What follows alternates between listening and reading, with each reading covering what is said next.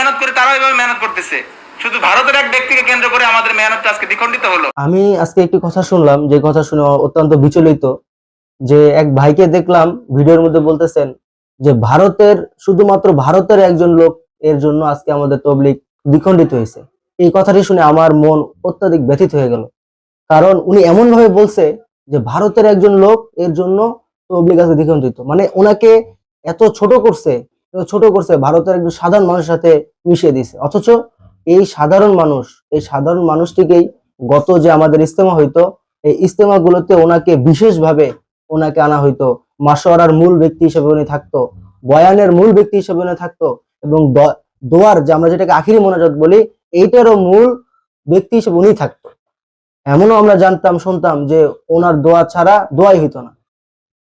আজকে ওই ব্যক্তিকে এত সাধারণভাবে বলতেছে যে শুধুমাত্র ভারতের একজন লোকের জন্য আমরা দ্বিখণ্ডিত হয়ে যাচ্ছি।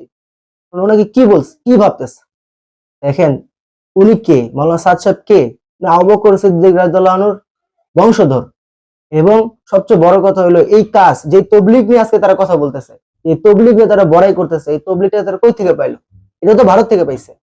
ভারতের ইলিয়াস সাহেব রহমতুল্লাহ এই তবলিগ আবার শুরু করছেন, আল্লাহ তাআলা তাকে দিয়ে শুরু করাইছেন, এবং ওনারই সুযোগ্য বংশধর, কোনো দিক দিয়ে ওনার কমতি নাই। এবং শুধু এটাই না, উনি হলেন আমাদের যে তৃতীয় আমির যে ছিলেন, ওই আমিরের বানানো 3 জনের মধ্যে একজন আমিরে ফাইসাল এবং শাইখুল হাদিস। উনি শাইখুল হাদিস, হাফেজ। ওইখানে নিজামুদ্দিন মার্কাজের যে মসজিদ আছে, ওইখানে উনি তারাবি পড়াইতেছে আজকে বিগত 23-24 বছর হবে কম বেশি। আজকে চিন্তা করেন ওনাকে কত সাধারণ ভাবে বলছে। আজকে আমরা ইখতিলাফ করতে করতে করতে করতে এমন পর্যায়ে চলে যেতেছি যে আমরা বুঝতেছি না কারকে কি বলবো। ভাই, আসলে আমাদের মধ্যে কিছু কথা নিয়ে ইখতিলাফ হয়েছে, ওনার কিছু বয়ান নিয়ে ইখতিলাফ হয়েছে, ওনার আমিরত্বকে আপনারা মানতে পারতেছেন না। না মানেন, ইসলাম তো ভাই সবার জন্য সমান। ইসলাম তো কাউকে জোর করে মানাতে পারবেন না আপনারা। যেমন আমাদের দেশের মধ্যে ইসলাম অনেক ভাগে আছে, কেউ দেওয়ানবাদ করতেছে, ওনারও এক ধরনের মনে করতেছে ইসলাম করতেছে। কেউ আটরশি আছে, ওনারাও মনে করতেছে আমরা পরিপূর্ণ হকের মধ্যে আছি। এক একজন, কেউ চরমনাই করতেছে, কেউ খেলাফত মজলিসে আছে, কেউ খানকা খুলে আছে, কেউ মাজারের মধ্যে আছে। সবাই তার তার নিজ নিজ মনে করতেছে আমি ইসলামের মধ্যে আছি, এবং কেউ তো কাউকে বাধা দিতেছে না। হ্যাঁ, আমরা বুঝাইতেছি বিভিন্ন বয়ানের মাধ্যমে, তবলিগের মাধ্যমে, আপনারা ওয়াজের মাধ্যমে বুঝাইতেছেন, কিন্তু এর মাধ্যমে তো এই না যে আমার কথাটাকে তাকে জোর করে মানাইতে হবে। এটা তো ইসলাম বলে না কখনো।